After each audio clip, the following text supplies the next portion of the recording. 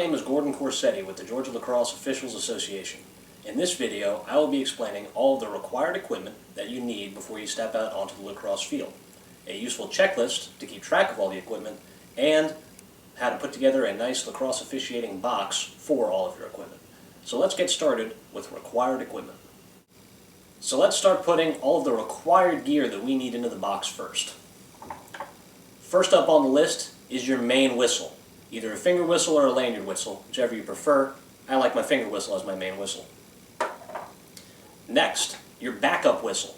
Always have to have two whistles in case for whatever reason it breaks or it flips out of your mouth and lands in the bushes. Use either a finger whistle or a backup lanyard whistle with an all-black lanyard. Next up, two scorecards. Again, in case you lose one or it breaks in half. You always have two as your backup. For the scorecards, two or more pencils. Usually I have about 6 of them floating around, but you at least want 2 pencils in your lacrosse officiating box. For the scorecards, an extra eraser.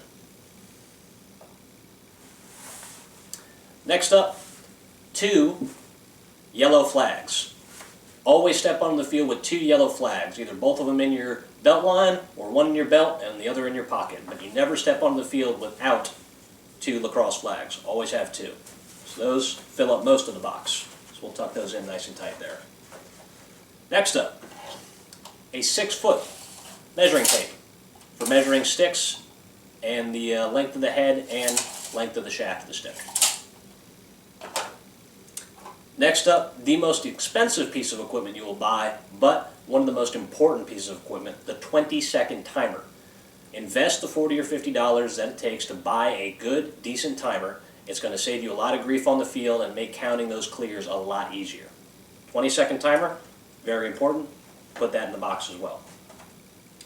Next up, for timing timeouts and times between half times, get yourself a decent digital watch. This actually isn't all that decent. Got it at Walmart for $13. Very cheap and easy. Next up, you want a coin. You can use either a regular quarter, a penny, something that has a face and a tails, heads and a tails. I use a silver dollar that my grandfather gave me. Use whatever coin that you like, or different coins throughout the season, but make it a nice, usually big coin so people can see it easily. Last bit of the required gear.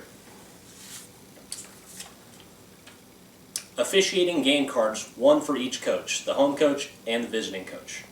This will list the crew name, the game, and the game time, and the contact information for the assigning authority. Make sure you always have 2 of these in your officiating box before each game. You'll never run out.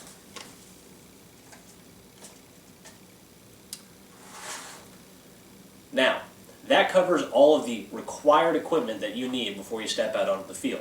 Let's look at the optional equipment that you need for pre- and post-games. Make sure all officials should have a rule book. Get yourself the current year's rule book. This year's 2011. Next year coming up will be 2012. Have this for your pre- and post-game discussions so you can look up the rules and situations that you need. Finally, get yourself a cheap, easy-to-use spiral notepad. This way you can write down questions, you can write down situations, you can write down all sorts of things that you may need to work on or improve upon before or after your game. And you can review this throughout the season to improve your game every time you go out onto the field. It's the last piece of optional equipment that you'll need. That covers everything that you need, both required and optional, before you step out onto the field. Close that up. Keep this box in your car and keep it filled with all the required gear, and you will never miss a piece of equipment before you step out onto that lacrosse field. It's always going to be in this box, so that way you always know that you're ready to go. Once again, my name is Gordon Corsetti with the Georgia Lacrosse Officials Association. If you have any comments or questions, please post them below.